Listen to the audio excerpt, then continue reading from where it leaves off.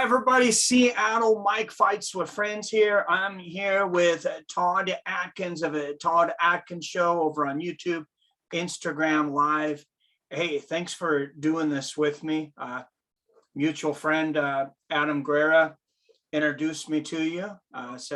Spoke very, very highly of your knowledge of the game.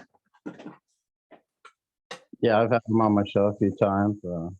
I appreciate you wanting to do something with me. I'm always glad to do stuff with other creators. Yeah, no, absolutely. And you, for people that haven't been to Todd's channel, he's got just a plethora of interviews with all kinds of entertaining guests, from MMA, male, female, MMA, look like some judo people, some taekwondo. So, and my favorite interview, I was listening to some of yours and I really hadn't heard a long interview with him, was Bobby Southworth. He's very well spoken. Yeah, for sure. I mean, I first saw Bobby fight when I was living on Oahu. A lot of these, I'd say the interviews I was doing the first year or two were people I had met when I was living on Oahu or in Japan. And Bobby came there with a Frank Shamrock. I want to say this was maybe late 90s. I forgot what year, but yeah, I kind of made contact with him when I started doing this stuff again. And yeah, he is very well spoken. He has a lot of knowledge. He's been around a long time. Yeah, that one did kind of surprise me because I don't watch a whole lot of like full interviews like that, honestly, of MMA fighters and stuff, because sometimes I just don't want to ask the same questions or end up sounding like someone else. But I thought that was a good example of like somebody's on The Ultimate Fighter, we get a certain idea or opinion of them, they get a certain reputation, and then you listen to them on like a long form podcast like yours, and I got a whole different idea of who Bobby Southworth was. Because honestly, I mean, he just kind of comes off as this a-hole, on Ultimate Fighter, which I guess that was, I guess that was the plan there for Ultimate Fighter. I'm not sure how much, Bobby cared for that, but. Yeah, I mean, the show can obviously make you look one way or another. Chris Liebing is another guy I know who was on that show and kind of said the same things. But Bobby's a guy, like I said, who's been around, so many great athletes, trainers from almost the very beginning of the sport here in the U.S. So as far as knowledge or experience, he has, as much as anybody. So he has a lot of stuff to share for sure. Well, wasn't he the Strikeforce light heavyweight champion? Yeah, I believe so. He fought in UFC, obviously. He fought in Strikeforce. He fought in Super Brawl, which is where I first met him. He came there with the guy Ryan Bowe, who helped me out a lot when I was living in Japan. Ryan was the guy who was fighting in Shuto. He lived in Japan, and he spoke. He was a black guy, but he spoke Japanese and English fluently, which is at that time he was the only one. So he was living in Japan, and so he was kind of a unique fighter in that regard. Everybody knew him in Japan, especially in the Shudo circuit, because he was like the foreigner, the American that spoke Japanese and lived in Japan and stuff. And he helped me out a lot. And they were there together at that time, actually. Him, Ryan Bowe, this guy James Zickett, and they were kind of representing, sort of representing Frank Shamrock. I know Bobby said he wasn't necessarily doing that, but at the time, that's how they, TJ Thompson, the promoter, Super Brawl, kind of this Team Shamrock, that kind of deal. So, yeah. So what were you doing there? Were you kind of like following the Frank Shamrock camp? Were you part of that camp, or what were you there in Japan for? Well, I went to Hawaii first. I was on submarines in the Navy. You see that submarine behind me. This is stuff that my dad had before he passed, and I kind of put it in this room. But yeah, so I was in the Navy. I was on submarines, and so I got stationed in Japan just kind of as an office job, because you do like a certain amount of time on the submarine, and then you would, your next tour might be 3 years or whatever, which it was. And that's why I ended up in Japan. That's I imagine a lot of people want to go to Japan and Hawaii. So you got a good pull there, probably, huh? Good pick.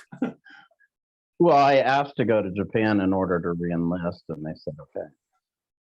So it worked out. Nice.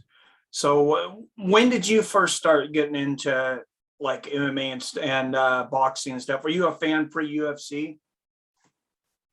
Oh, well, yeah, I like boxing, obviously, but my first exposure to MMA was UFC 2.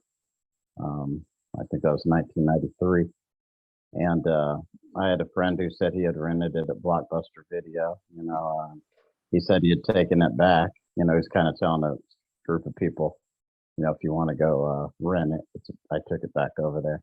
But, he had said it was pretty cool. It seemed like kind of a real street fight type of, kind of an experiment of sorts. And I wanted to see it, because I watched a lot of these old Kung Fu movies from Hong Kong. So I watched it with my dad, and yeah, I thought it was really cool, especially the early UFCs, because it was really like kind of like Eddie Mills called it space exploration. You didn't really know what was going to happen.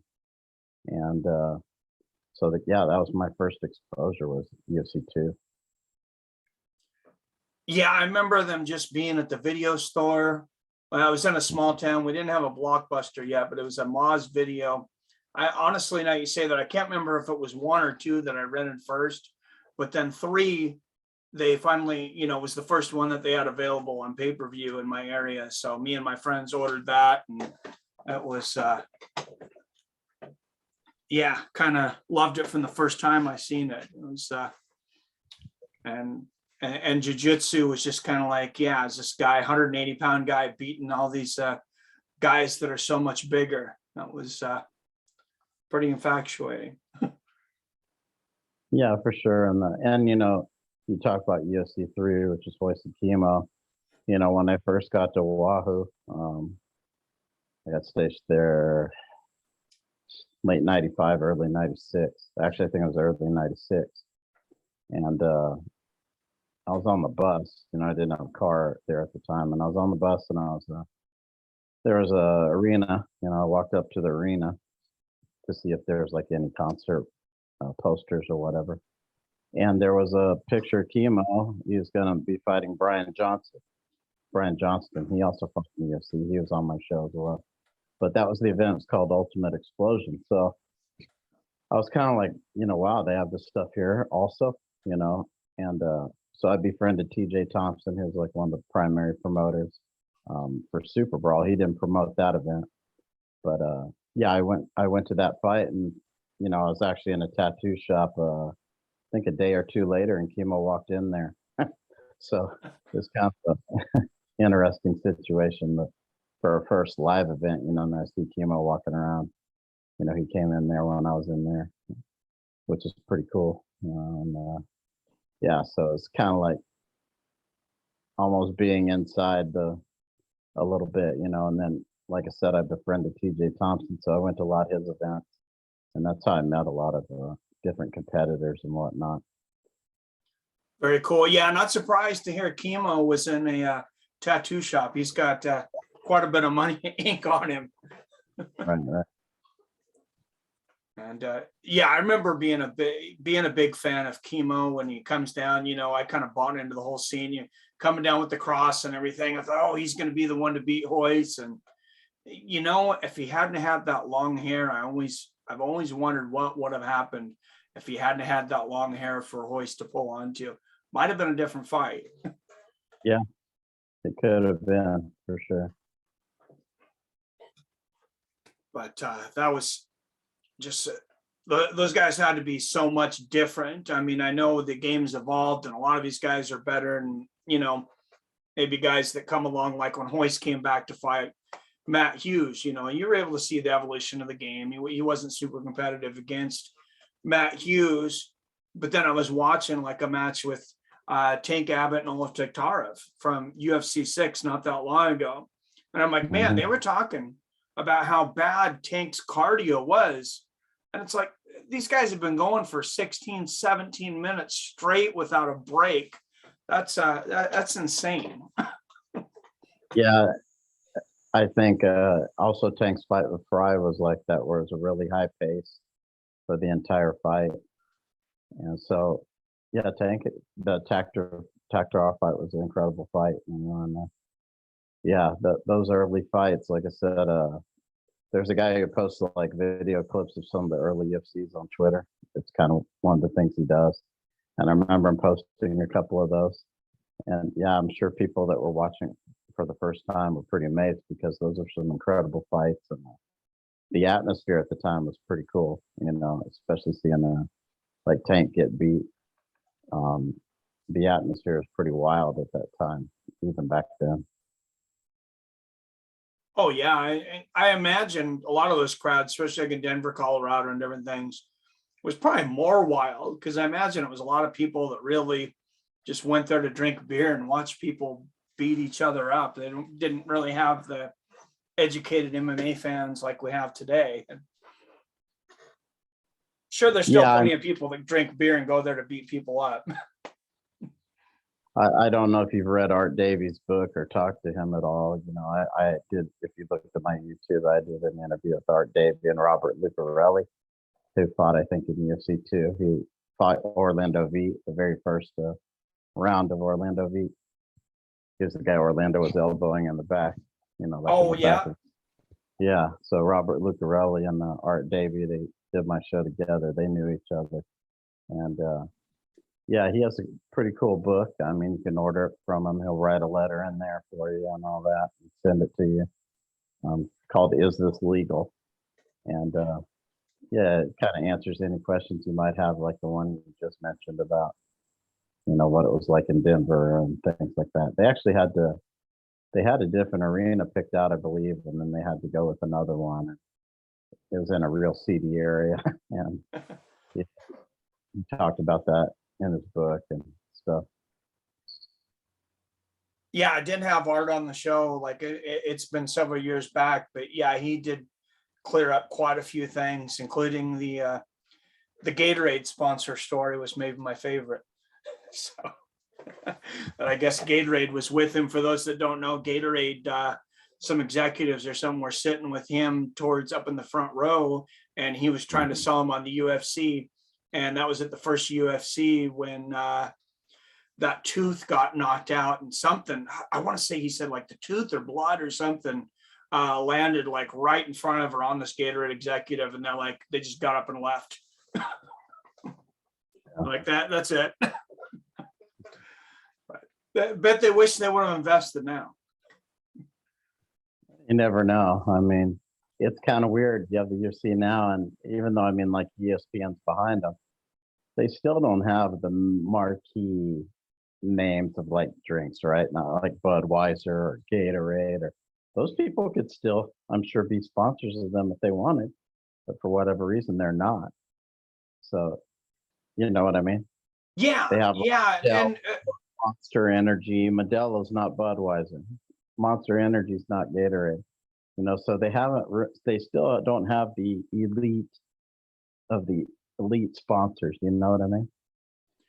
yeah, and I don't know what the relationship is with like Budweiser and Bud Light, if they've kind of flirted with maybe sponsoring a few events, because I've definitely seen like the UFC Bud Light lights and different memorabilia like in grocery stores and stuff. You'll see it sometimes, but yeah, I haven't seen it like advertised on TV and seen them really go full hog with it. Right. But they've managed to squelch any competition for the most part, and even Bellator, now Scott Coker's over there, might have a better chance over there, but it pretty much got the market. Or a lot better when Bjorn Rebney was running it, and I think it had more momentum then. I don't know if you read like a lot of the forums, but it seemed like they had some people that might have been. It seemed like they had people that were paid to just trash Bellator at that time and kind of rip apart their ratings and whatnot. But I thought Bjorn Rebney was doing something really cool at Bellator at the time. He had like a seasonal tournament format. It was on the same night every week. You knew what time it was going to be on, what day it was going to be on. Because it was a tournament, you knew what fights were going to lead to next fights and so on and so forth. It was very easy to follow, and I think he was creating a lot of good fighters at that time too. A lot of the stars of Bellator now are guys that were in Bellator when Bjorn Rebney was in charge of it. You know, they've had brought in a couple of new ones like Masofsky, but a lot of the ones that are, you know, current stars in Bellator or former that left were guys that were there under Bjorn Rebney, not really like Scott Cook. Now, Scott Cooker did bring AJ McKee in, because, you know, he's might be one of the best fighters in the world at his weight, perhaps. You could make an argument, but they haven't. I don't really see them producing a lot of new. You know, they brought Mousasi in from UFC, which I think was a great signing. I think Mousasi's probably one of the most, my opinion, one of the most skilled fighters. You know, he can do everything well. He's not bad at anything. He can wrestle, he can do jiu-jitsu, he can strike. You know, he's got a ton of experience, but I thought Bellator was doing a better job of creating stars when Bjorn Rebney was there, because you had like Pitbull brothers, Michael Chandler, Eddie Alvarez. You had a bunch of Russian guys way before the UFC did. Remember, he had Storm Slemenko as a champion there. Yeah. He had Proto Hasbulayev, who's now fighting. I don't think he can get back in the U.S. He hasn't fought in the U.S. in a real long time. They had Koreshkov, who's still in Bellator right now. He won a fight just a couple shows ago. So he was bringing in a lot of Russian competitors. Minakov, who's their heavyweight champion. Yeah. Alex Volkov, who's fighting in the UFC, I think, the next show. Those guys were all in Bellator and Rebney. So what the UFC's kind of been doing now in bringing in athletes from, you know, some of these Caucasus areas of Russia. Bjorn Rebney was doing that years and years ago. So. Yeah, and he kind of came in. I honestly, I had not heard anything, I don't think, of Bjorn Rebney before he was with Bellator. Of course, Scott Coker had the, you know, the Strike Force pedigree and pretty good reputation, but yeah, then started taking the organization in a different direction. I don't even know what Bjorn's doing now, but yeah, it's kind of. I've had a few people that worked with them on my show. Christian Printup was one of them. Bjorn, I'm thinking he must have signed a non-disclosure agreement or something, because he's kind of, yeah, it's almost like he's in hiding. You know, I do know some people that have talked to him on LinkedIn maybe a couple of times, but he really doesn't. He doesn't use his Twitter account anymore. He doesn't, you know, hasn't in years, basically since the tour let him go. I don't know how long this agreement was, unless he just said I'm done, which maybe he did. But I there has to be something in there that they wanted him not to, you know, a non-compete, non-disclosure type deal that was probably pretty long. Yeah, being that Bellator is owned by Viacom CBS, I think they're actually pretty popular for their non-disclosure deals across other avenues. So it wouldn't surprise me. Now, he did try to do that little fighters union type thing for a period of time. Remember where you had like GSP, Cowboy Cerrone, had like a handful of guys. I think it was called like the MMAAA or something. But it didn't. Remember, for a period of time, they did like a press release and a little bit here and there, and then it went nowhere. Yeah, there was like a pro fighters. It wasn't Alliance, but yeah, something like that. I remember what you mean, and I know there's still lawsuits going on out there with the, you know, for the North American trade agreement, as far as them having a monopoly in North America for the UFC. And from some people I've talked to, a lot of people seem to think that that's going to gain some traction in the next couple of years.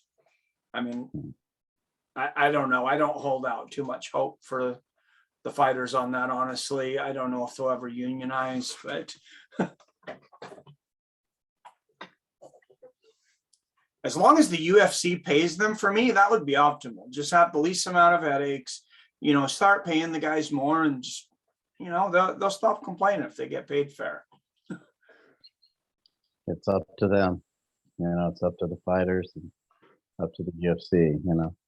I'm just somebody who watches and occasionally talks to people.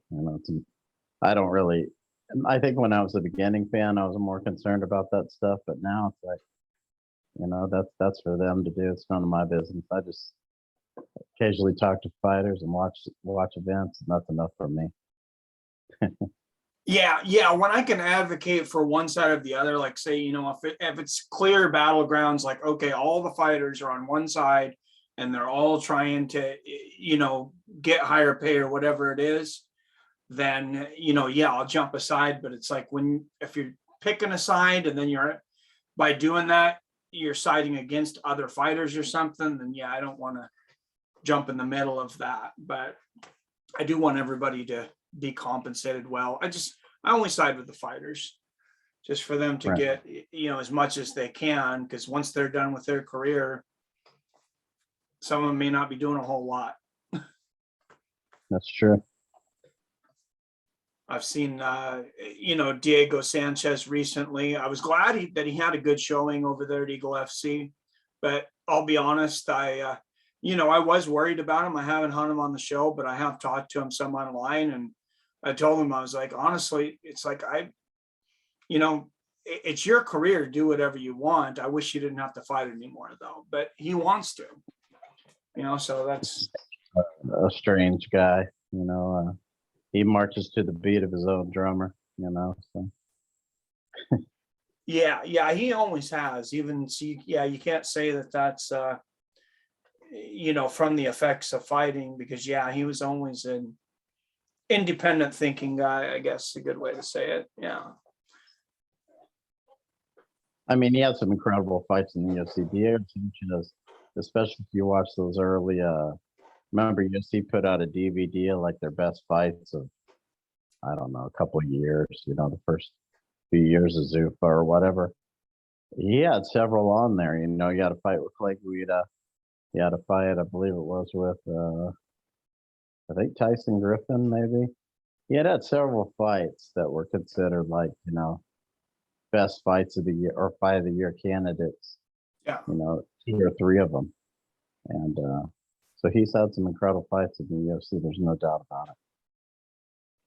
Yeah, the Clay Guida one's legendary. And even though, maybe wasn't the most competitive one, but I think the BJ Penn fight was very interesting fight for him. And I was glad to see the UFC paid him out. Just for, while we're on the subject, for those that don't know, I know a lot of people thought, Diego Sanchez, we just kind of got kicked out of the UFC because what happened, with his crazy manager, that I don't mind calling him crazy, but they did pay him his, I believe his show and his win money for that last fight before he went over there to Eagles. So I was glad to at least see that. I didn't like to see him leave the UFC in that way, but that's the game, I guess.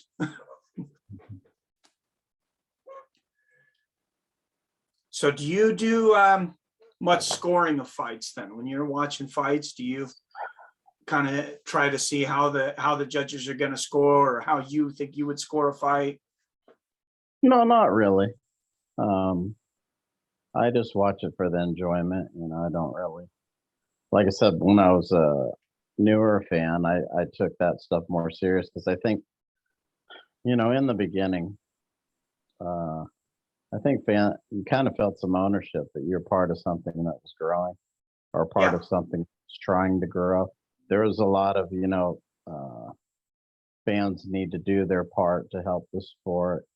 So you kind of felt more ownership. I think now, I mean, I still watch the events, obviously, but I'm not thinking, okay, this guy run round one, this guy won't. I don't look at it that way. I just watch the fight, and whoever wins or loses. I don't pull for certain fighters or anything like that. When I first did, I was more into that, like who I thought was good or this kind of thing. But now it's just, I just enjoy watching the competition, especially if it's a fight that, intrigues me. from a technical standpoint or the matchup standpoint. Doesn't necessarily have to be a huge fight per se, a huge pay-per-view fight. But if it's something that really intrigues me, or maybe somebody that is obviously going to be really good, maybe it's their first kind of test. Those fights are always interesting. Like Chimaev when he's about to fight Burns. I think that's going to be interesting. It's not a pay-per-view headliner, I don't think, but I don't think it's the main event. No, it's not the main event. I think it's But it has UFC 273, I think, because I think I had it up. Well, I know I had it up as one of the things to talk about today. Yeah, it's the 3-spot fight on UFC 273 coming up. Got the two title fights. Yeah, it feels really big, and we're going to find out something there. And so even those kind of fights intrigue me a lot. It doesn't necessarily have to be a headliner or a co-main for that matter. Yeah, and Chimaev, I mean, I'm not doubting so much that he's the real deal anymore, but he's a minus 425 favorite against Gilbert Burns. It'll be really interesting to see if he can dominate Gilbert Burns the way he has other guys. I mean, that guy's, probably the third best welterweight in the division. I would say, Usman, Colby, and then Burns. So, I mean, if he's able to do that to Burns, that would be quite the statement. Yeah, I mean, I don't know if you've seen this thing. I might have to send it to you, but these athletes from that region have like a crazy winning percentage in the UFC. It's pretty insane winning percentage, from Dagestan, Chechnya, Georgia. Yeah, I mean, these guys that can wrestle at that level, the level that is beyond what most guys are capable of reaching. Like I said, when I trained in Japan, when I first got there, there was a couple of guys that were teaching wrestling on the base, and one was Joji Miyabe, who was I think he had finished maybe third or fourth in the Japanese nationals that year.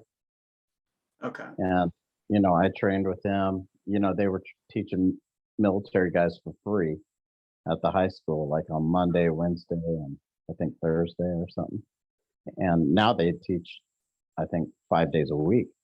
But back then they were teaching like 3 nights a week so they could use the mats. And, man, I used to tell guys, like I had a friend who was really into MMA too, this guy Mike, and I was like, if Miyabe took up submission grappling or MMA, he would kill people. And we took him to some MMA gyms to compete against some pretty good guys, like at rodeo style where the Kotani brothers train. Now Kotani's a very experienced fighter. Miyabe destroyed those guys, demolished the whole room. And so, yeah, I mean, it's just a helpless feeling to train with a guy like that. And I'm sure guys, when they're getting in there with Chimaev or Khabib or Makhachev or any of those guys, they feel the same way.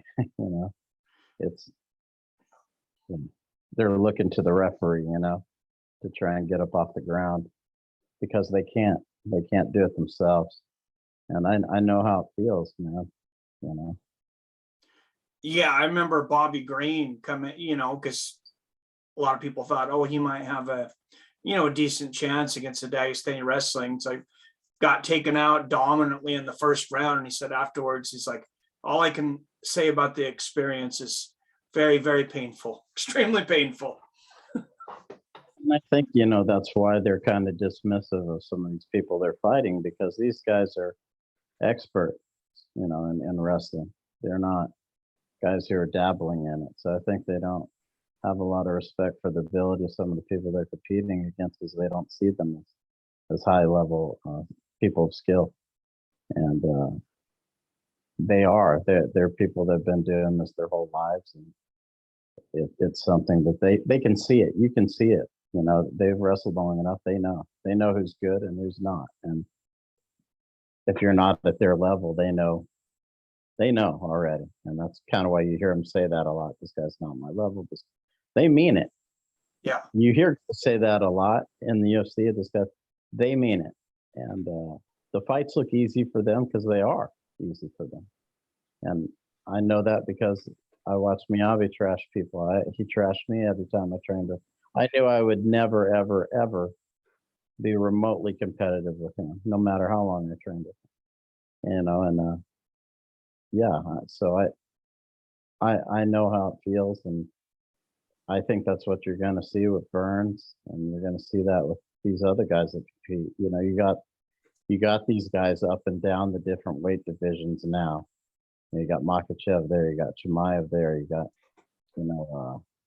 other guys that are coming up. Yeah, Syed Nurmagomedov's really impressive in his last two.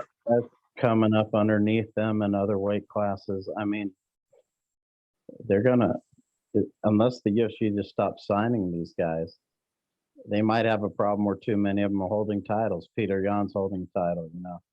So I mean, they might have 3 or 4 Russian champions, or Russian area champions, and yeah, I don't know if that's something they want or not, but that might be something that's unavoidable for them in the not so near future.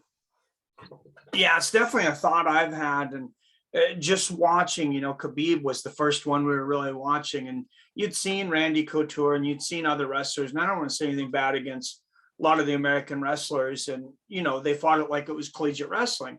You got double legs, single legs, and the guys had popped back up. You see Chuck Liddell pop back up against Randy Couture or whatever, and then Khabib, it was like it was such another level. It's like, oh, you thought you'd stop the takedown. It's like, okay, now I'm going here. This is level 2. This is level 3. This is level 4. And you see him doing it, I remember against Ally Quinta and against so many other guys. And it's like, oh, you think you're up? Oh, he's got his leg straight and sitting on all the way down. He can't put either of his feet even on the ground. How in the hell is he going to get up? It's, yeah, it was just like a totally different situation. Just watching as a fan, you could see, well, yeah, it's how are you going to stand your legs completely straight? I think some of that has to do with the Sambo. I think they have a little bit more knowledge of how to move relative to submission grappling or jujitsu, whatever you want to call it, on the ground. Because I've trained with tons of wrestlers. I live in Oklahoma. There's a lot of good wrestlers here. But, I think when they first come in the gym, guys that are just pure wrestlers, high school kids or whatnot, they can take people down, but I think they have a high level of skill, of staying out of trouble. They know what's dangerous. They know, kind of instinctively. But these guys, they have a high level understanding because there's a lot of, Sambo, there's submissions and, grappling on the ground at a high level. So they kind of have the best of both. And when they get on the ground, they can keep guys there for as long as they want to. And that's where they're at another level, I think. Yeah, I remember, judo was my background. That's what I did the most. So we even had judo at our high school. And I remember I'd done some wrestling. We had a couple wrestlers on our judo team. It was just 2 of them that decided to come over. Well, I think it was maybe a couple that popped in and out. But we've been training for just about a year, and the wrestlers came in thinking, oh, we're, you're going to come in here and show the judo guys how to do it. And it's like those of us that had wrestled and did the judo, it's like they were in for a big surprise, because it was just like, you just have more tools.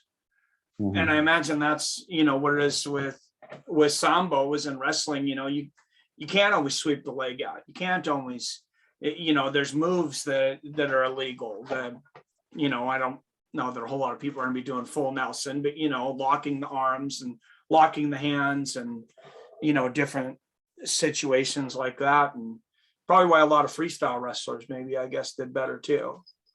But, who was Josh Barnett, coming from that freestyle and catch wrestling. Yeah, I think it depends. I mean, guys can make stuff work. Randy Couture made it, kind of his clinch game work, as did Dan Henderson and Matt Limlin. Those guys weren't great, speed guys from the outside. They were Jill Sonnen too. You know, they weren't known as they were all Greco guys. And so I think it depends on the athlete. People can make stuff work, but I think the Dagestanis, they can chain moves together when it comes to the takedowns. You know, they can go the first, second, third, like you were saying, but they can keep people on the ground a little more effectively. And I think when you watch the UFC today, especially the American wrestlers, they can't keep people down. They'll take them down. Yeah. But they have a hard time keeping guys down. The Dagestanis and, you know, Hamzat, these people, they don't have trouble keeping guys on the ground. And I think that's really where they separate themselves. Yeah, no, I think you're right. For sure as that is, and that's probably the next wave coming through, like you said, Makachev and Chimaev and all these guys coming up. And the UFC is kind of, you know, they kind of are in between stars right now, though. I feel like a lot of the other stars are getting older, and then you have guys that are coming in that haven't quite popped. We'll see Paddy Pimblett next week in London. I think we'll start to get an idea whether he's the real deal or not. I think he's probably a bit overrated, but maybe he'll prove me wrong. So, you know, what is the real deal? You know, I think some of that is based on how they match people up. Is there some guy you've never heard of who's sitting in one of these caucus areas that could beat Paddy Pimblett? Yeah, sure. There's probably tons of them. Yeah. You know, it's just, what is the real deal? How are they going to match them up? Is he the real deal relative to everybody? Probably not. But is he good enough to where that they match him up right, like they do with Conor McGregor? Yeah, maybe he could do that. But if he has to fight everybody and he has to fight some of these people that can, you know, take him down and grind his face in the canvas for 5 rounds, that'll be different. But if they match him up correctly, I do think he's a better grappler. Like, I know people compare him to McGregor. I've watched his fights. He seems more like a grappler, more so than a stand-up fighter. And he seems like he has some good grappling ability. You know, he likes to wear the Sakuraba shorts. So I think obviously I saw him in a lot of his fights. He was wearing the orange Sakuraba shirt, ICG short. But I mean, he's different than McGregor in that regard. I think he's more of a grappler than a stand-up fighter.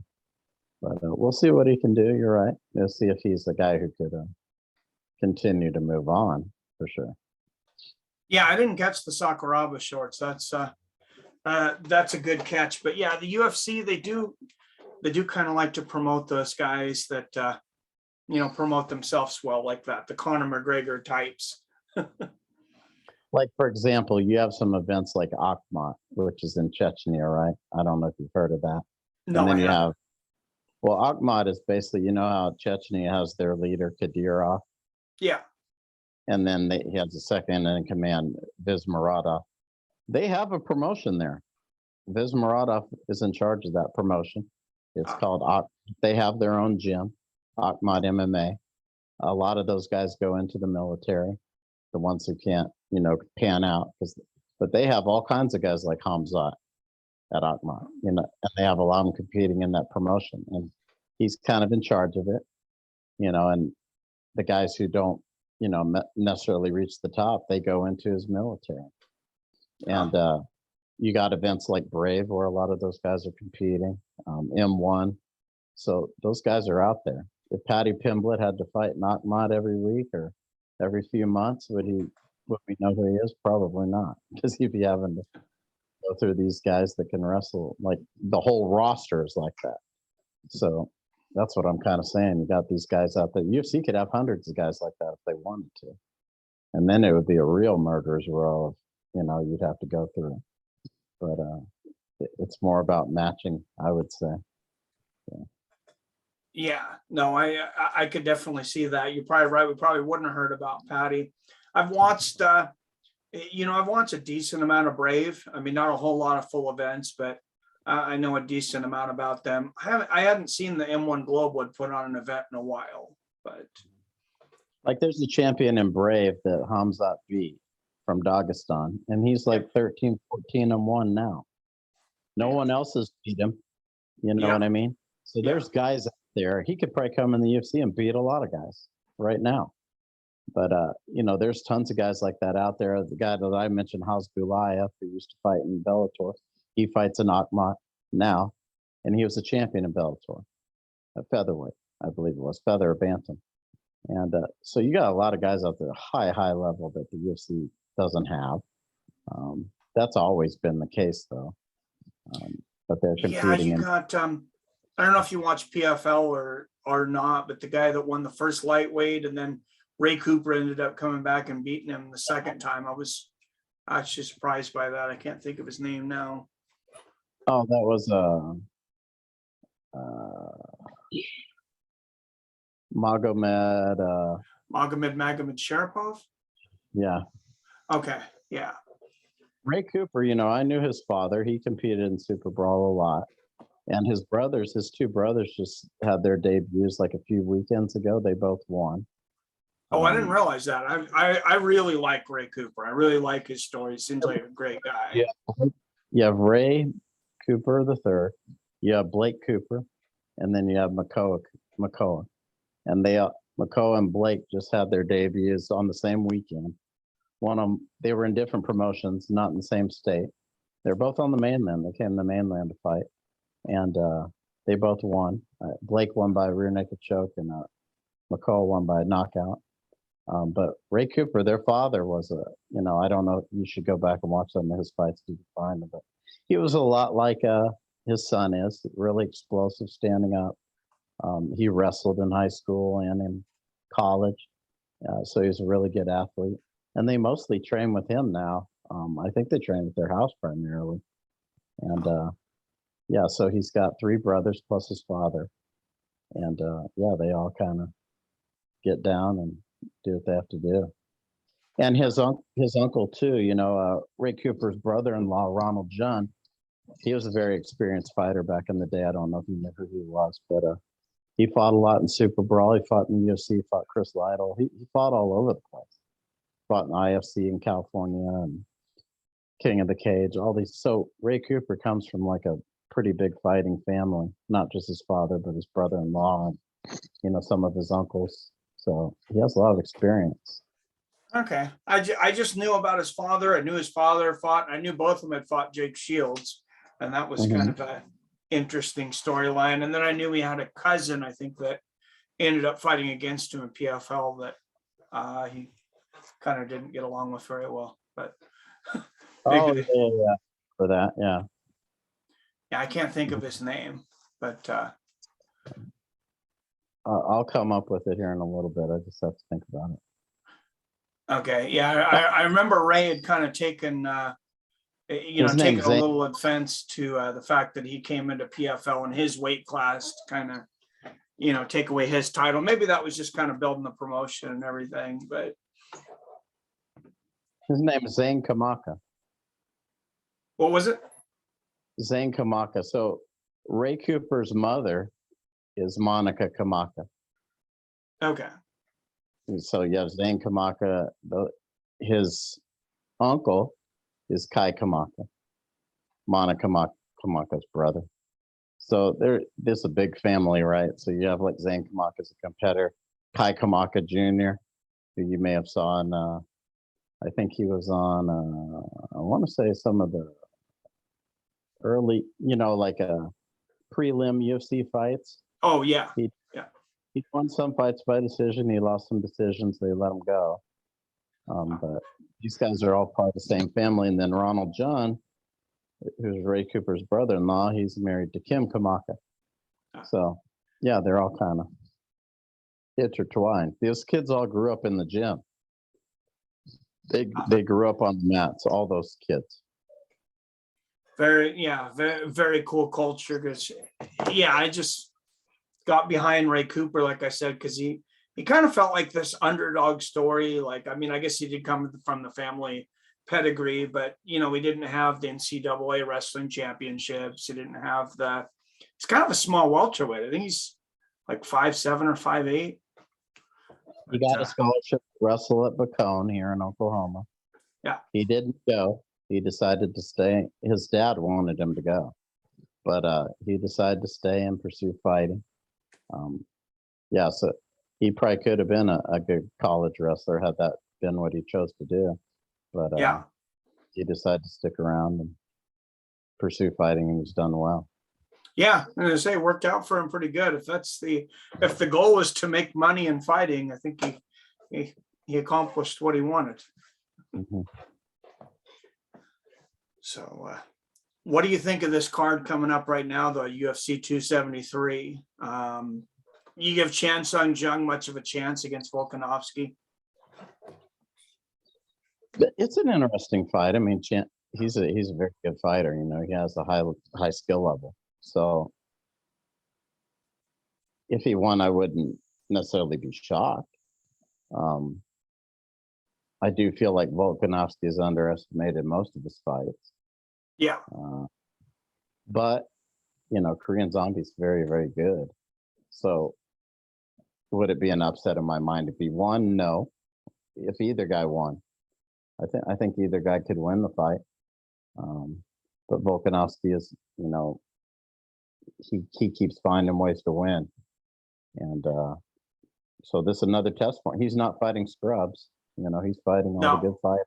No, not at all. And yeah, I think he's just coming into his prime for Volkanovski. I mean, if they don't get the third Max fight anytime soon, honestly, I don't see anybody beating him for a while.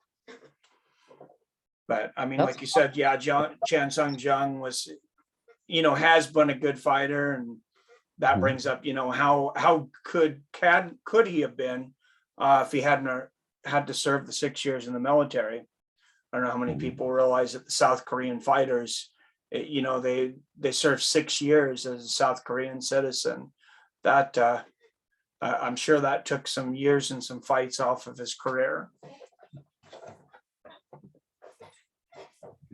But maybe we wouldn't even be talking about Max Holloway much. Maybe he would have dominated the division. I don't know, but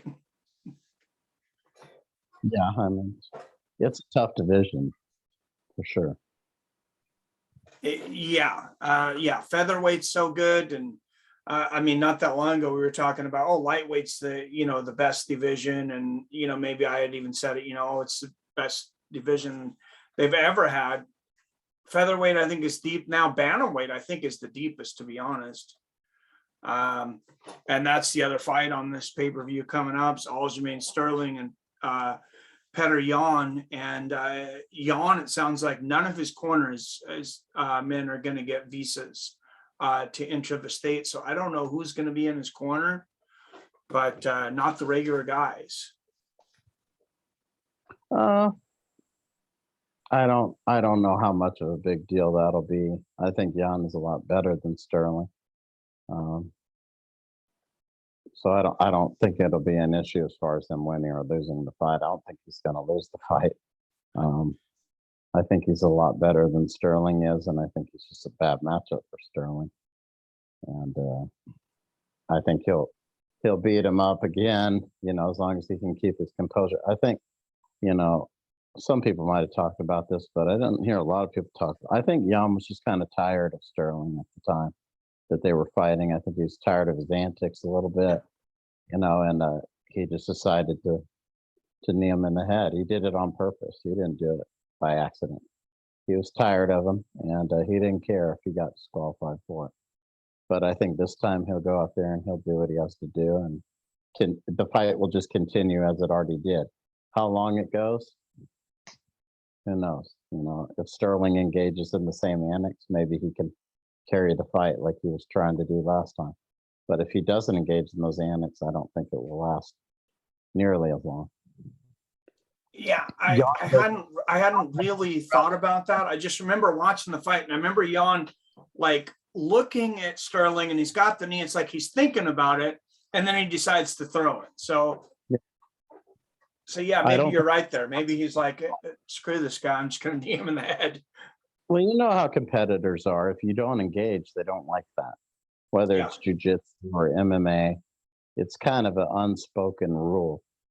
You know, you need to engage. If you don't, they don't like that. If you're defensive in jiu-jitsu, wrestling, MMA, your opponent doesn't like that. You know, there's kind of that gentleman's agreement. You have to fight. You know, you have Yeah. to compete. And if you don't, they don't like that. And I think Jan didn't like it. He knew Sterling was trying to carry the fight to the end. Sterling had no chance of winning at that point, and he didn't want to engage anymore. And instead of quitting or throwing in the towel, he just wanted to flop around. And I think Jan was just tired of it, and he lost his composure. And I don't think he even cared, because after the fight was over, he had his hand up, you know, like, Yeah. I won. So he didn't care that he got disqualified at all. He knew he'd get another shot. It wasn't a big deal to him. Yeah, I hadn't thought about the fact that, you know, that he knew he was going to get disqualified, or, you know, really ran that through my mind. But yeah, basically everybody I've talked to is like, yeah, Peter Yan's the champion. It's just a matter of time before he gets a chance to shut Sterling up again. I don't think he knew he was going to get disqualified at the time. Yeah. But when he did, I don't think he cared. He knew it was a fact. He had no problem doing it. I know that for sure. Now, I don't know if he knew he'd get disqualified or he'd get another chance. But when he got disqualified, he was like, so what? You know, I drilled this guy in the face. He deserved it. And Yeah. he knows he'd get the fight again. And here he is. He looked great in his last fight. I think Jan is, talk about a guy who's coming into his own. I think Jan is getting even better than he was. You know, that fight he had with Sandhagen. Yeah. And Sandhagen did good too, but Jan looked really spectacular in that fight. Yeah, and see, there for a while, I thought, man, Sandhagen just keeps getting better. I'm like, this guy eventually is gonna be the champion. I thought he's the best bantamweight, and then yeah, Jan was able to beat him. He's got some things he does that better than everybody else. His ground and pound. Peter Yan just, I don't know how many people notice it, but the velocity that he can get behind shots. One of the reasons I do judge fights, and I'll look at, you know, the fight stats, and they'll show how many strikes are landed. That drives me absolutely nuts, because 80% of the time, or I don't know about 80% of the time, much of the time, you know, those stats as far as strikes landed mean almost nothing. Because you look at the unified rules of MMA as written by ABC, it says effective striking, effective grappling, and then, you know, they go on to define that. And it's like, I'm sorry, if you land 8 jabs that you could tell do no damage, and somebody else lands an overhand right, your knee hits the canvas, you get back up, that guy won that exchange. I don't care if it's 8 strikes to 1. You know, in my opinion, that's damage. But and Jan creates a lot of that. Oh, for sure. I think what Jan does really well is he's a very good boxer. I think as a boxer, yes, he is. Standing. You don't see a lot of good boxers in MMA, but he is. You know, he's a very effective puncher, standing and on the ground. Yeah, and he broke Jose Aldo, and I mean, you know, Jose's had a pretty good resurgence to his career, but yeah, Jan just laid on too much firepower. Yeah, I think once he gets kind of the timing, his pace picks up and up and up. You know, and near the end of the fight, he's just overwhelming his opponent.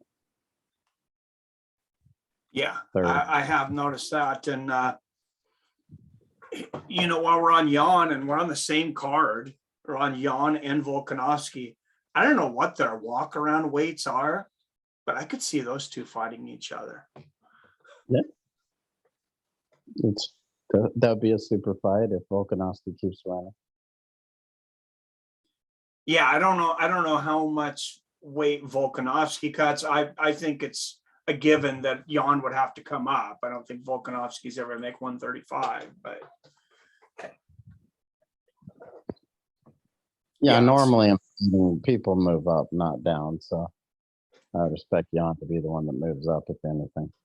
Yeah, no, I would think so. Yeah, it's rare that guys move down. Jose did it, of course, but then guys that you've seen move down, their chins haven't followed them or haven't done well when they've dropped down.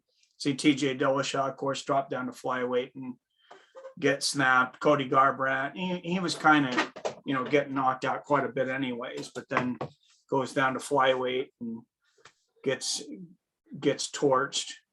And what was it? But Dan Hooker just dropped down to featherweight, and we'll see if that ends up being a decent move for him or not. I'm not sure.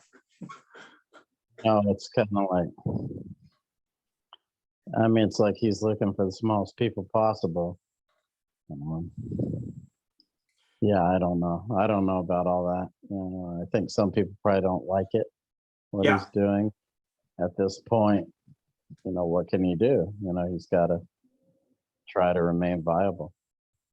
Yeah. At the end of the day, it's prize fighting, and he's got that British fan base, which is always going to carry him just a little bit further than a lot of guys, as you've seen with Bisping, who, probably wouldn't have had the career that he had if he was from Dagestan, or somewhere else. But that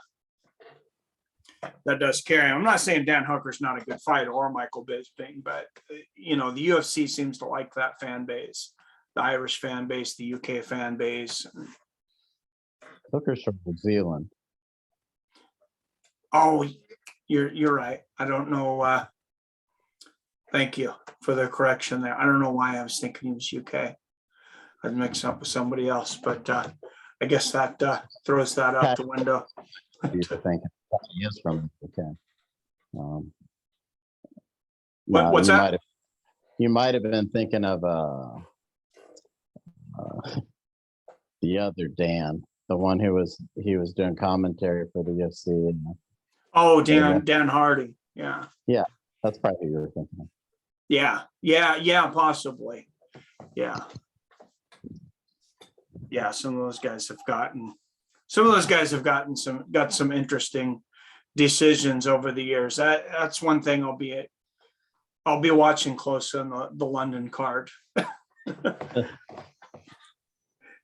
I was actually listening to Bisping talk about that Anderson Silva fight, where Anderson Silva, I thought basically knocked him out. I think that's pretty much what everybody else thought. And then Bisping was saying he's looking to the side, and it's like, hey, I was just asking for my mouthpiece, trying to get my mouthpiece. All of a sudden, I'm getting hit with a flying knee. But maybe a little questionable scoring there by the judges, but it kind of made it obvious Anderson probably needed a knockout.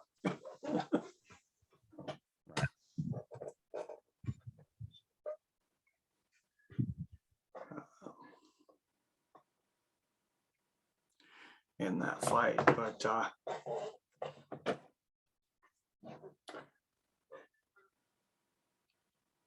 sorry, I lost my train of thought here for a minute.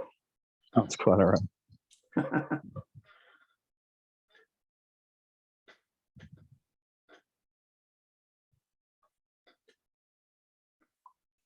Maybe I could ask you some questions about, like, as you've been doing your kind of YouTube creating and stuff,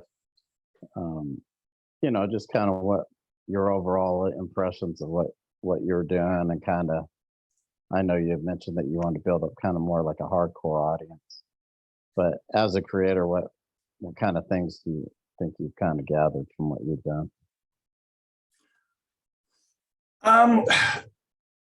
The thing that I've learned, I guess, is live streaming creates subscribers. You want to get your subscriber base up. Live streaming is really good for that. Building a community. It's not necessarily as good for getting individual views per video. So I think if you have, maybe a two-pronged approach, like you're putting up a lot of videos and interviews like you are, and then you have the live streaming part of it.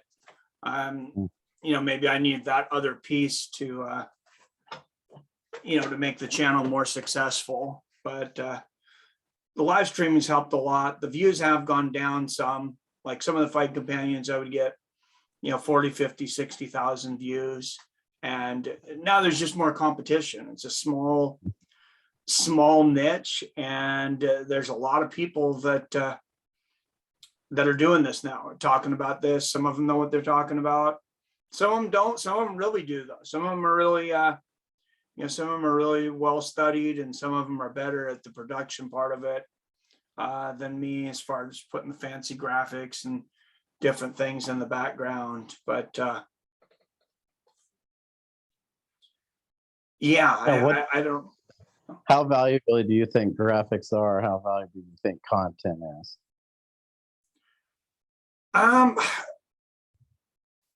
I guess I know thumbnails are huge. Thumbnails are one of the biggest things as far as, getting views, your metadata, your titles, your tags and things like that.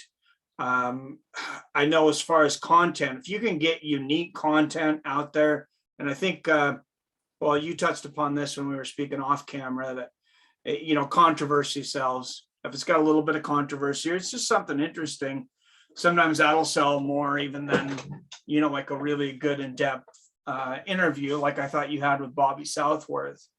One of the things I've had success with interviews, and I think I'll do it with this one, some cut it up a little bit, is I'll throw 2 or 3 teaser out there of like good moments from a conversation.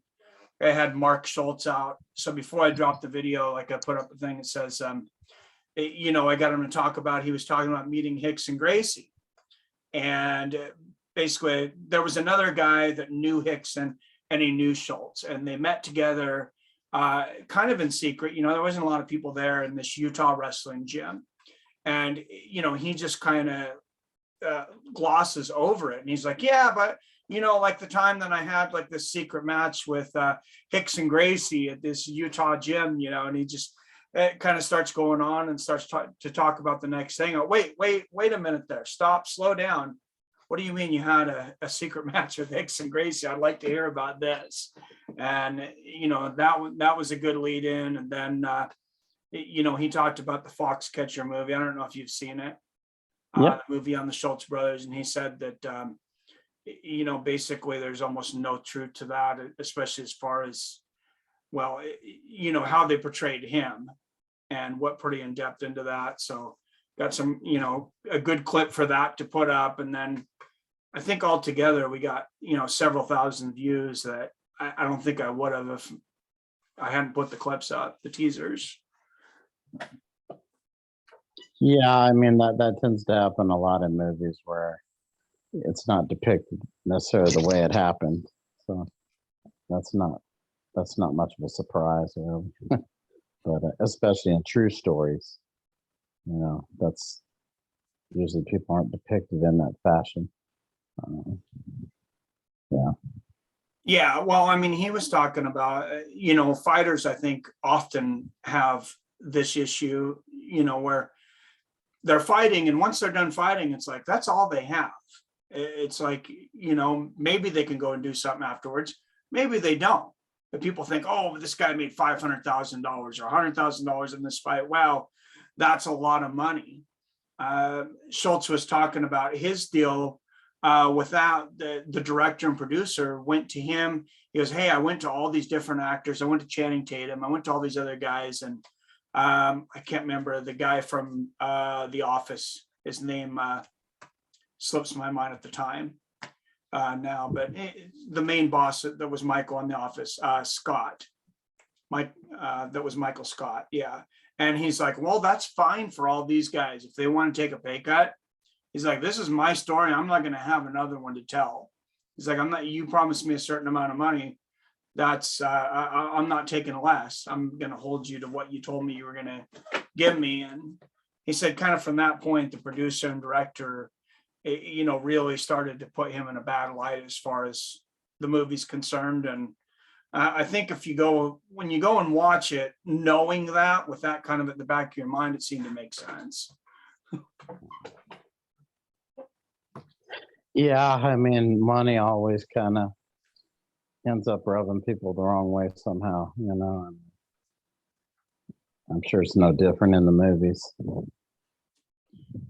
Yeah, but I mean, I could see his point. It's like, yeah, these actors, they're going to do more things. It's like somebody promised me a certain amount of money and I have no guarantee to ever make another film. It's like, no, give me what you told me you're going to get me.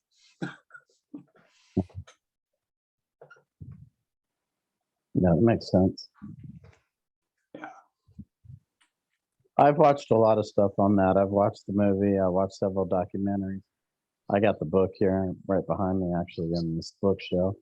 So yeah, I've read about Foxcatcher and things like that. Yeah. Yeah, that was he said is the true story. You know, that's what Mark Schultz was saying, because that's the book that he wrote. And then so of course you know that the movie was nothing like the book, and not really, but yeah, that was an interesting situation. What do you think about the higher pay-per-view price and everything that ESPN is doing right now, though? You think they're going to alienate some fans or stop the growth of the sport, slow it down? Well, they've always increased the price over time. Because I remember when it used to be like, $40 or something. Yeah. They've increased it here and there incrementally over years and years and years. And if people will pay it, they'll do it again. I'm sure they have their bean counters or whatever who have already done their analysis on what they think they can charge. And they probably believe that increasing the price isn't going to be a factor. Yeah, I thought that last raise was, I thought it was too fast. I think that fans will, I think they will kind of retaliate and not buying as many pay-per-views for a while. It's a lot of money to be an MMA fan now. It's like, I don't complain about the price of ESPN Plus at all, because you do get a lot of that with that for $7 a month. But it's like $75 every month. At this point, it's like a lot of people maybe can't afford that. It's yeah, if you want to watch all the pay-per-views, it might be twice a month that you have to pay that. Yeah, sometimes a month. Yeah, so I mean, if it was cheaper, if it was $50, $40, would people buy them all? Probably. But I think what they've probably decided is, because like I said, they probably have their accountants or whatever, people that are looking at all the data, and they're saying if we charge X, it'll make up for any people that aren't watching, because the higher price will still get what we need to get out of it. They've probably done their homework on it, and they feel like it's not going to be a problem. Yeah, I'm sure there's probably some hardcores they'll pay 70, 75, whatever it is. But I mean, I have, quite a few friends in the MMA community, and of course I would never say names, but I mean, I have some friends fairly deep in the MMA community that, have quite a bit deeper pockets than me. And they're like, I'm not paying $75 for a pay-per-view now. And they were paying them in the past. They're like, that's the line. And, whether they do or not, I guess we'll see. But I'm sure room, and they were probably saying, okay, this is how much we average. If we increase it by, whatever it was, $5, $6, I think it was $69.99 before. If we increase it by $5, how many people are going to lose? I'm sure they've calculated that out. And they said, okay, with the increased price and this many people lost, it's not going to be a big deal, because we're getting, $5 more in revenue for X amount of people, and we lose this amount. It's not a big deal. We're still going to, make as much or more. I'm sure they've gone over that in their numbers, and they feel like it's not going to, they wouldn't have done it otherwise. Yeah, they don't make sense at that level, ESPN level, unless they've, done some, like I said, bean counting, to see if they think it's going to work. And they probably feel like this is not going to be a problem, so we're going to do it. Yeah, I guess people a lot smarter than me making those decisions. But yeah, that was just one of those prices. I was just like, that just seems like one of those price points where, when things hit a certain price, that's when people really start to pay attention. And that first pay-per-view, I was just thinking, I bet they wish that they could take that back now, but maybe I'm wrong. Yeah, I mean, I wasn't buying all of them anyway.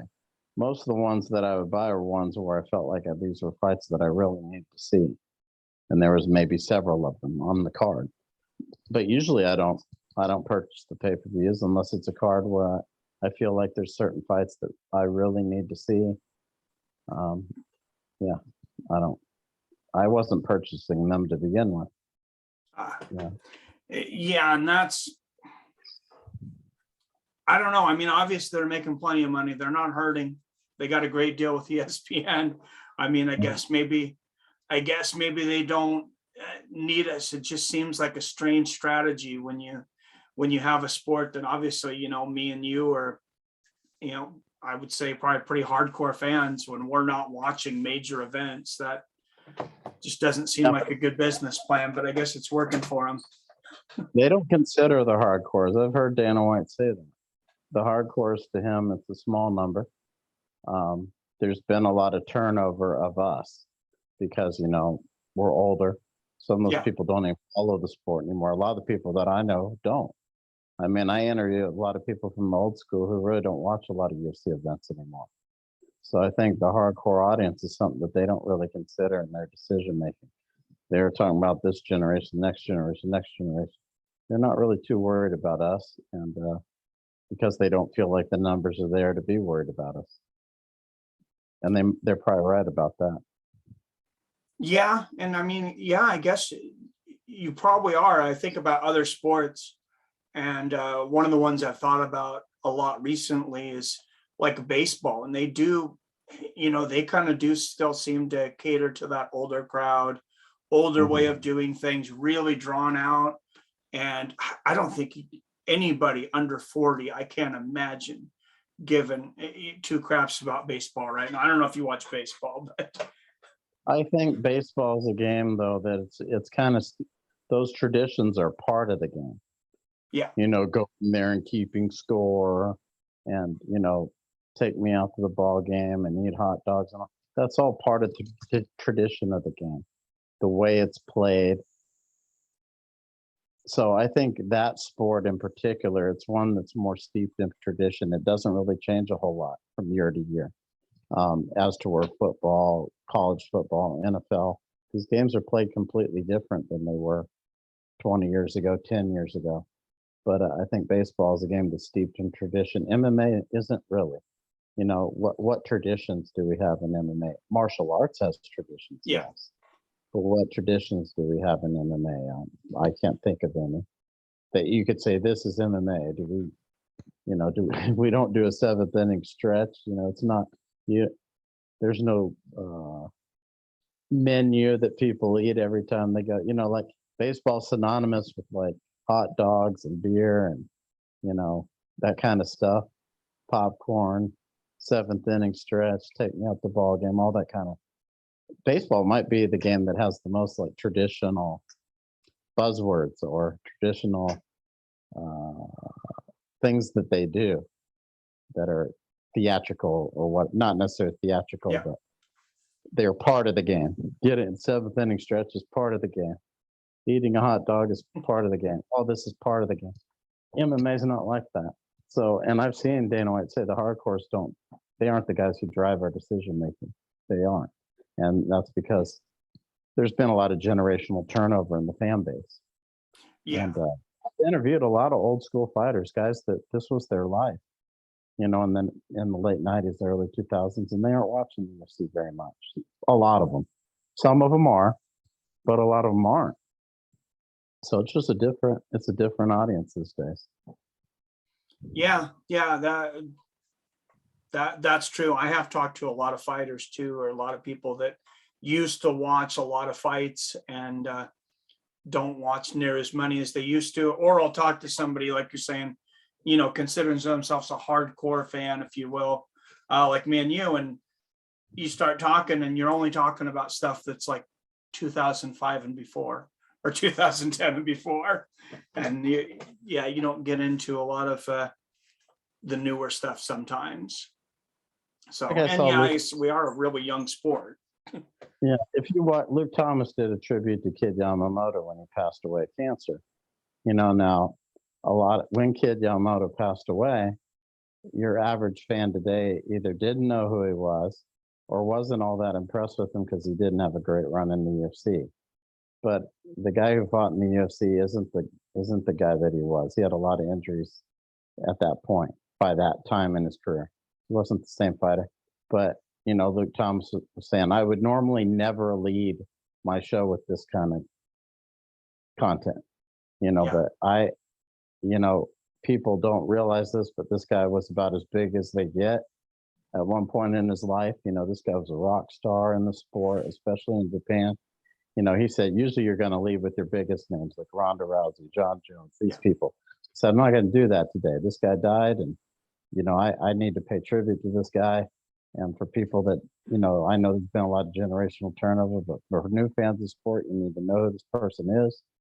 And, he was as big as it gets in Japan at one time. And he was. I mean, I knew him.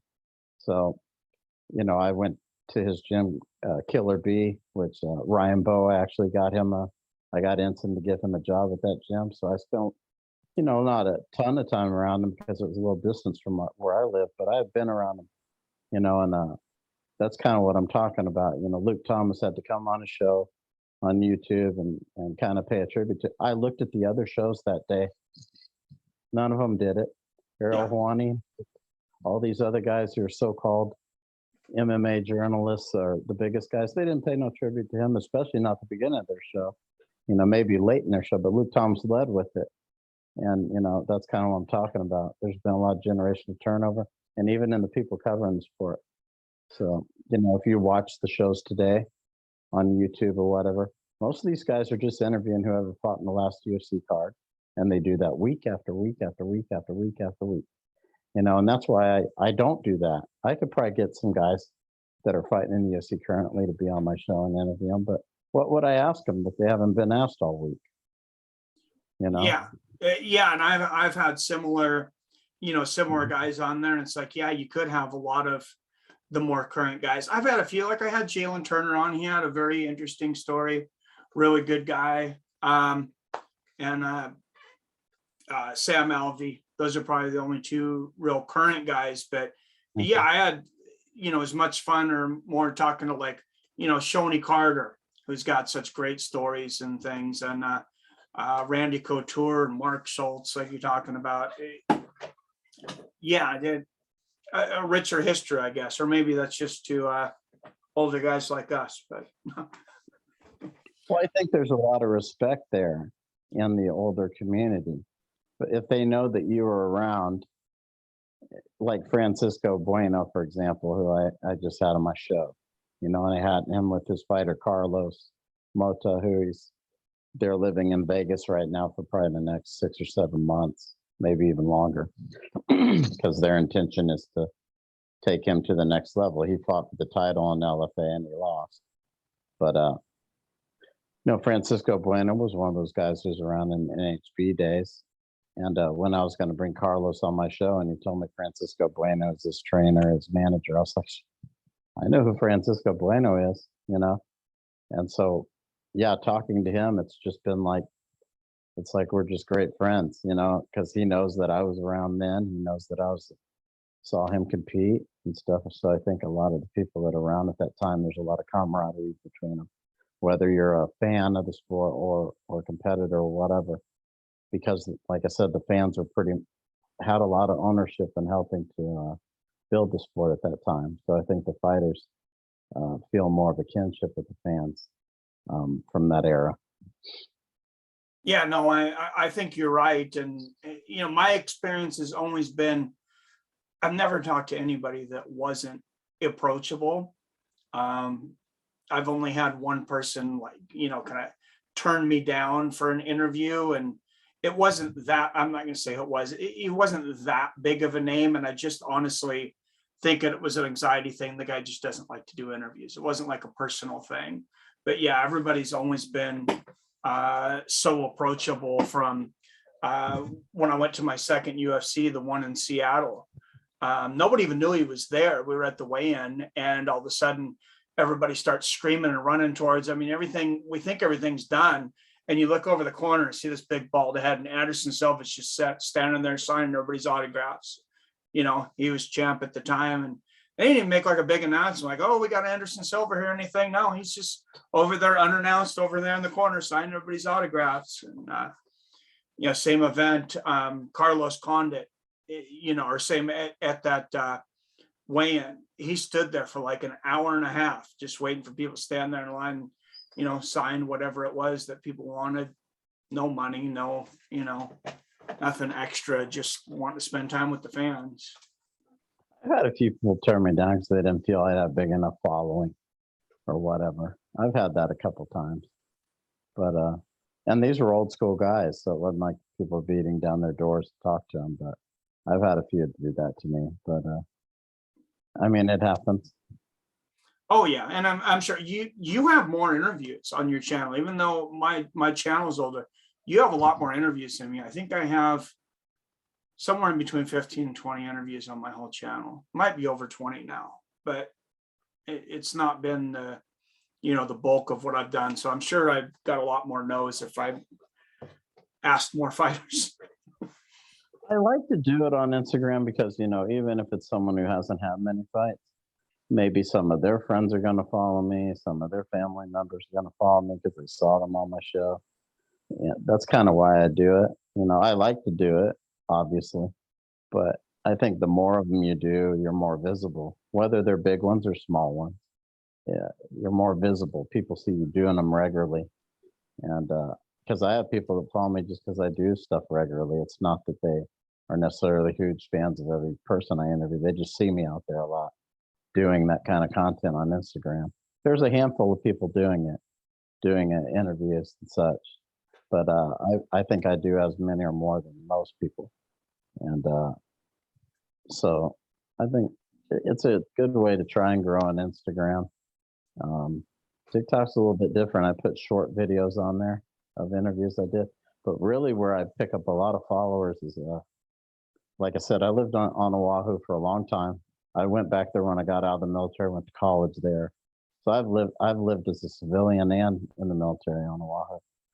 And I was covering an organized crime case that was getting a lot of publicity there. It hasn't gone to trial yet. But every time I make a short video about an update or something, I get probably several hundred followers every single time I do it.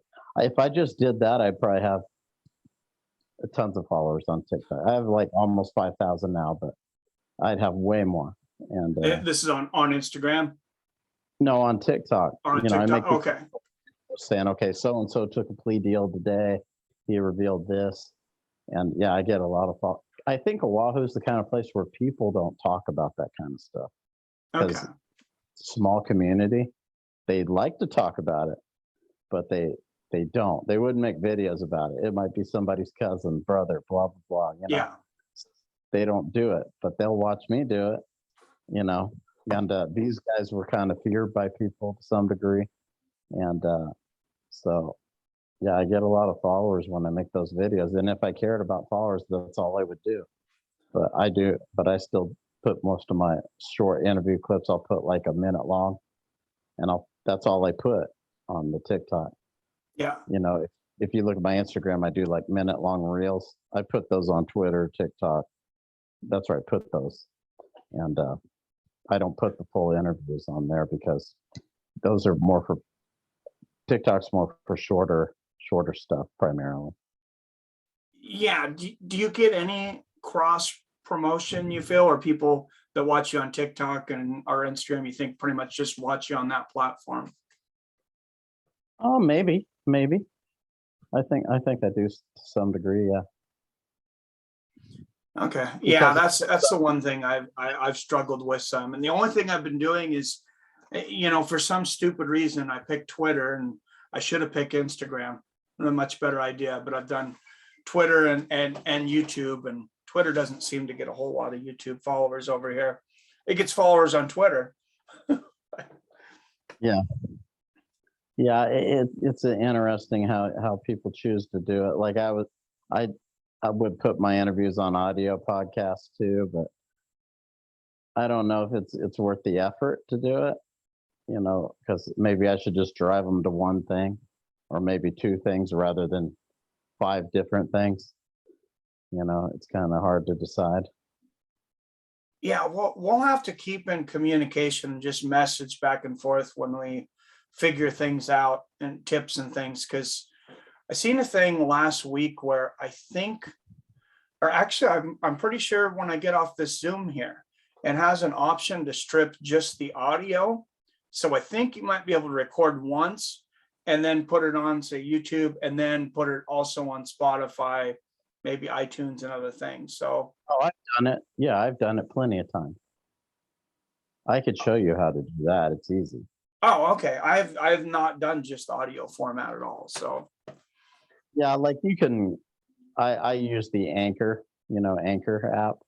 yeah, You can bring it up on your computer too, but you can just rip the audio right from a Zoom because it'll save to your computer when you yeah, save it. It saves the video file, which is video and audio, and then it yeah. saves the audio file. And you can just upload the audio file right into Anchor. But with my Instagram ones, I can just pull the video off my phone by plugging it into my computer. Save it to my phone, Yeah. and I can just upload the audio right there, right into it. Okay. So it's pretty. Well, I think I need to jump on the Instagram thing and,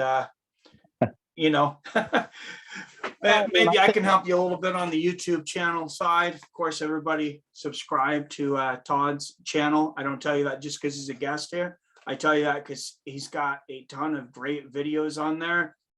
At those interviews, though, I have a hard time believing that you wouldn't get quite a few uploads for the people that are looking for long format, because I just listen to audio all day long at work, and that's the kind of stuff I'd listen to. Yeah, I think if you did some stuff on Instagram, I think you could get a good following because, I could bring you on there or something. You could talk about your channel or whatever, and I think people would follow you for sure. Yeah, I think I'll have to check out the Instagram part of it and get that going. Definitely. But yeah, everybody make sure you subscribe to Todd's YouTube. What is your Instagram? Just Todd Atkins? _Todd_Atkins_show. It wouldn't let me just put it straight. Okay. Actually, if you just want to message me everything, like on all your platforms and stuff, I'll just put them in the metadata in the description of the video, so you guys can find them, where to follow him on Instagram, on TikTok, and here on YouTube, in the descriptions on the video. Yeah, the rest of them, it's just Todd Atkins Show, but Instagram wouldn't let me put it as one straight title. I had to use the underscores. So, but yeah, okay. Yeah, into Instagram or YouTube or any of these things, my first and last name, it's going to come up anyway. okay. Yeah, I definitely have to get on the Instagram and TikTok just for my daughter, because she's 19, and she was last week. She's like, "What do you mean you're not running Instagram and a TikTok, Dad? How old are you?" So, all right, I guess Shorter videos and Instagram, I think you can do both. Yeah, definitely. Well, hey, thanks for doing this with me. This was a lot of fun. Yeah, I appreciate you letting me do it. Yeah, it's great to talk to you, and I'd be glad to have you on my show for sure if you ever want to do it. Oh, absolutely. Yeah. After the video, yeah, we can talk about it, and we'll have to set something up. So, all right, everybody. Thank you for tuning in to another episode of Fights with Friends. I'm Seattle Mike for Todd Atkins. As always, I love you. I respect you. And I'll see your fine asses next time.